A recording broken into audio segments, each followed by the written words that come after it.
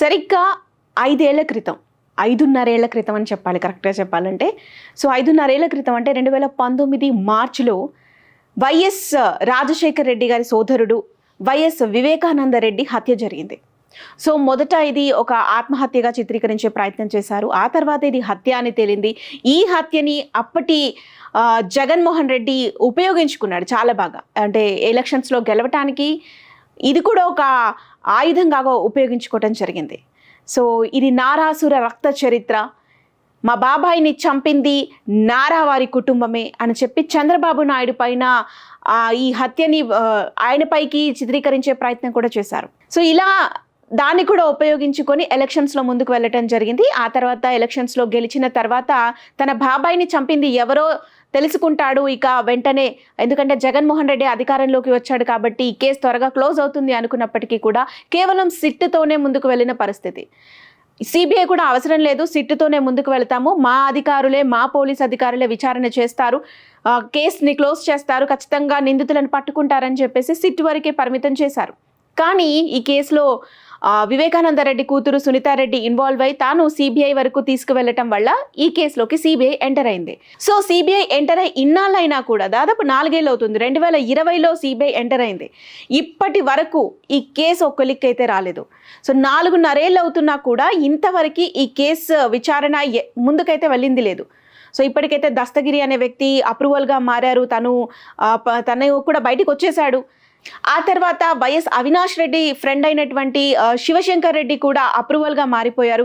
So, ఆయనను కూడా ప్రస్తుతం అరెస్ట్ చేసి జైల్లో పెట్టడం జరిగింది. సో, ఇదంతా జరుగుతుంది కానీ అసలు నిందితులు ఎవరు ఏంటి అనేది మాత్రం అసలు ముందుకు వెళ్ళిన పరిస్థితి లేదు. ఇప్పటి వరకు ఆ కేసు క్లోజ్ అయింది లేదు. సిబిఐ అయితే ముందుకైతే తీసుకెళ్తున్న పరిస్థితి అయితే ఎక్కడ కనిపించట్లేదు నిజానికి చూసినట్లయితే. సో, మరి ఒకవేళ సిబిఐ ఏమైనా వైసీపీ గవర్నమెంట్కి అనుగుణంగా పనిచేసిందా అని అంటే కాదు. ఎందుకు అంటే సిబిఐ ఎప్పుడు కూడా ఏ గవర్నమెంట్కి అనుగుణంగా పనిచేయదు. It's central department and more over ఇక్కడ ఏదైతే స్టేట్ గవర్నమెంట్ అనేది ఒక 5 years ఉంటుంది, నెక్స్ట్ 5 years వేరే గవర్నమెంట్ రావచ్చు. కాబట్టి ఎప్పుడు కూడా ఒక సెంట్రల్ డిపార్ట్మెంట్ అనేది ఏ ఒక్క స్టేట్ గవర్నమెంట్ కోసం అయితే ప్రత్యేకంగా పని చేయదు. సో, కాబట్టి ఇక్కడ సిబిఐని అనుమానించాల్సిన అవసరం కూడా లేదు. కానీ ఎందుకో తెలియదు ఈ కేసుని మాత్రం ముందుకు తీసుకెళ్లే పరిస్థితులు ఎక్కడా కనిపించట్లేదు. కానీ సరిగ్గా సంవత్సరం క్రితం మాత్రం ఖచ్చితంగా ఇక వైఎస్ అవినాష్ రెడ్డిని అరెస్ట్ చేయబోతున్నారు.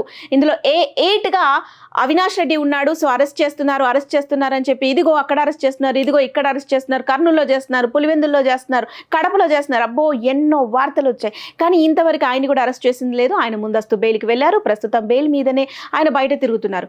సో, వైసీపీ గవర్నమెంట్ పడిపోయింది. ఆ తర్వాత కొత్తగా కూటమి గవర్నమెంట్ వచ్చింది. సో, కూటమి గవర్నమెంట్ వచ్చిన తర్వాత కూడా సునీతారెడ్డి ఎక్కడ ఈ కేసును మాత్రం తను వదిలేయలేదు. తన తండ్రి మరణానికి కారణం ఎవరో తెలియాలి అని చెప్పి పట్టు విడవని విక్రమార్కుల్లాగా ఆవిడ ముందుకు వెళుతున్న పరిస్థితి అయితే కనిపిస్తుంది. ఆమె మళ్ళీ వెళ్ళి చంద్రబాబు నాయుడిని కలిశారు. ఆ తర్వాత హోమ్ మినిస్టర్ అనితని కూడా కలవటం జరిగింది.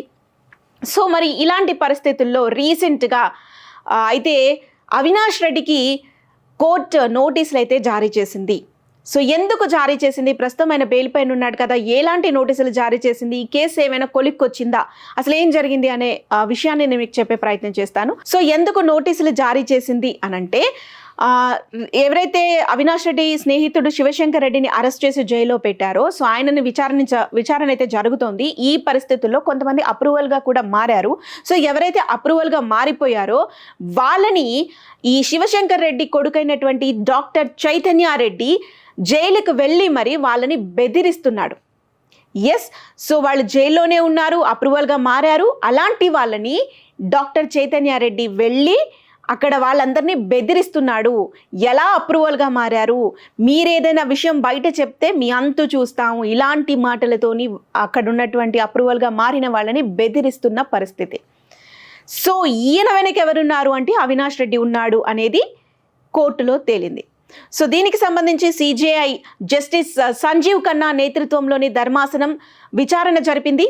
సునీత తరపున సిద్ధార్థ్ లూత్రా వాదనలు కూడా వినిపించారు. సో, ఈ క్రమంలో చైతన్యారెడ్డి వెళ్ళి జైల్లో అప్రూవల్గా మారినటువంటి నిందితులతోని మాట్లాడటం జరిగింది. వాళ్ళని బెదిరిస్తున్నారు, మీరు ఏ విషయాలు బయటకి చెప్పొద్దు అంటూ కూడా వాళ్ళపై ఒత్తిడి తీసుకొస్తున్నారు అన్న విషయాన్ని సిద్ధార్థ్ లూత్రా సాక్ష్యాలతో సహా కోర్టుకి చూపించే ప్రయత్నం చేశారు. మరి ఈ క్రమంలో కోర్టు చైతన్యారెడ్డిని అరెస్ట్ చేయాలంటూ కూడా చెప్పడం జరిగింది. ఇదే క్రమంలో చైతన్యారెడ్డి వెనక ఉన్నది అవినాష్ రెడ్డి అనే ఒక వాదన కూడా వినిపించడంతో అవినాష్ రెడ్డి ప్రస్తుతం బెయిల్ మీద ఉన్నాడు. సో బెయిల్ మీద ఉన్నాడు అంటే అర్థం మీ అందరికీ తెలిసే ఉంటుంది. బెయిల్ మీద ఉన్న వ్యక్తి ఎప్పుడు కూడా ఈ కేసుకు సంబంధించిన వ్యక్తులతోని మాట్లాడకూడదు, ఈ కేసులో అప్రూవల్గా మారిన వాళ్ళ దగ్గరికి అసలు వెళ్ళకూడదు, ముఖ్యంగా వాళ్ళని బెదిరించే ప్రయత్నాలు కానీ ఇలాంటివి ఏవి కూడా చేయకూడదు.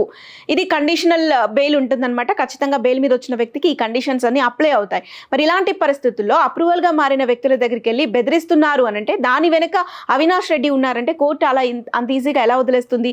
సో ఒక వార్నింగ్ లెటర్ లాగా, ఒక వార్నింగ్ లాగా అయితే అవినాష్ రెడ్డికి నోటీసులు జారీ చేశారు. ప్రస్తుతం మీరు బెయిల్ మీద ఉన్నారు, ఇలాంటి కార్యాచరణ కానీ పాల్పడితే వెంటనే మిమ్మల్ని అరెస్ట్ చేస్తారు అని చెప్పేసి ఒక నోటీస్ అయితే పంపించడం జరిగింది. సో ప్రస్తుతానికైతే ఈ కేసు కొంచెం ముందుకు వెళుతుంది అనే ఒక చిన్న హోప్ అయితే వచ్చినట్టుగా కూడా కనిపిస్తోంది. అండ్ మీ అందరికీ తెలుసు ఇదే కేసుకు సంబంధించి లాస్ట్ టైం ఎలక్షన్స్ ప్రచారాల్లో కూడా ఒక ప్రచారణాస్త్రంగా కూడా ఉపయోగించుకున్నారు సునీతారెడ్డి కానీ అలాగే షర్మిలారెడ్డి కానీ. సో వైసీపీ ఓడిపోవటంలో ఒక టాప్ 10 రీజన్స్ కనుక మనం చెప్పినట్లయితే అందులో ఒక రీజన్ ఇది కూడా చెప్తాము. సొంత చెల్లెళ్ళే ఒకరేమో తోడబుట్టిన చెల్లెలు, ఇంకొకరేమో బాబాయ్ కూతురు. ఈ ఇద్దరు చెల్లెళ్ళు అన్న ఓటమి కోసం అని చెప్పి ప్రయత్నం చేశారు. అన్నను ఓడించటానికి తన బాబాయిని చంపిన వ్యక్తులు ఎవరో పట్టించుకోకుండా, పైగా తన బాబాయిని చంపడానికి కారణమైనటువంటి వ్యక్తులకి సపోర్ట్ చేస్తున్న విషయాలన్నింటినీ ప్రజల్లోకి తీసుకెళ్లే ప్రయత్నం చేస్తూ మీడియా పరంగా వాళ్ళు చెప్పినటువంటి విషయాలు కానీ అవన్నీ కూడా ప్రజల్లోకి చొచ్చుకుపోవటం. సో అది కూడా ఒక రీజన్ అయింది. సొంత బాబాయిని చంపినోడు ఎవడో ఇంతవరకు మీరు పట్టించలేదు, ప్రజల్నే చూసుకుంటారు. సో ఇలాంటి ప్రశ్నలు కూడా ప్రజల్లో లేవనెత్తిన క్రమంలో వైసీపీ ఓడిపోవటానికి కారణాలు ఇదొక కారణం అని కూడా చెప్పొచ్చు. సో బట్ ఏది ఏమైనా మళ్ళీ వివేకానంద రెడ్డి కేసు అయితే తెర మీదకి వచ్చింది. మరి లెట్స్ సీ ఇప్పటికైనా తొందరలో ఎవరైతే హత్య చేశారో వాళ్ళు ఆ నిందితులు బయటికి వస్తారా, వాళ్ళని అరెస్ట్ చేస్తారా, వాళ్ళకి శిక్ష పడుతుందా లేదా అనేది మాత్రం తెలియాలి. మరి ప్రస్తుతం అటు కూటమి గవర్నమెంట్ అధికారంలో ఉంది. గతంలో జగన్మోహన్ రెడ్డి చంద్రబాబు నాయుడు పైన, నారా లోకేష్ పైన కూడా ఈ కేసుకు సంబంధించి కొన్ని అభియోగాలు అయితే మోపాడు, ఆరోపణలు అయితే చేశాడు. ఇది నారాసుర వారి రక్త చరిత్ర, నారా వారి కుటుంబం చేసిన హత్య అంటూ కూడా వాళ్ళపై అయితే కొన్ని ఆరోపణలు చేయడం జరిగింది. సో ఆరోపణలు ఎవరు నమ్మకపోయినా కూడా ఎంతో కొంతమంది అయితే వాళ్ళ తరఫున వాళ్ళు కూడా ఇందులో ఇన్వాల్వ్ అయ్యి ఉంటారేమో అని చెప్పేసి ఎంతో కొంతమంది అయితే డెఫినెట్గా అనుకొని ఉంటారు. సో వాళ్ళకి కూడా సమాధానం చెప్పాల్సిన అవసరం ఎంతైనా ఉంది. సో ఈ క్రమంలో వారు ఈ కేసుని సీరియస్గా తీసుకొని ముఖ్యంగా సెంట్రల్ గవర్నమెంట్ తోటి వీళ్ళకు ఉన్నటువంటి ప్రస్తుత అనుబంధం కావచ్చు ఏదేమైనా సో ముందుకు తీసుకెళ్లే ప్రయత్నం చేస్తారు. త్వరగా ఈ కేసు క్లోజ్ అవుతుంది అని చెప్పి అయితే ఆంధ్రప్రదేశ్ ప్రజలు, ముఖ్యంగా వైఎస్ కుటుంబ అభిమానులు, మరీ ముఖ్యంగా వైఎస్ వివేకానంద రెడ్డి అభిమానులు అయితే ఆతృతగా ఎదురు చూస్తున్నారు. Let's hope for the best. మరి మీరేమనుకుంటున్నారు? ఇప్పటికైనా ఈ కేసు ఒక కొలిక్కి వస్తుందా? అసలైన నిందితులు దొరుకుతారా? వారికి శిక్ష పడుతుందా? మీ ఒపీనియన్ని కామెంట్ రూపంలో మాకు తెలియజేయండి.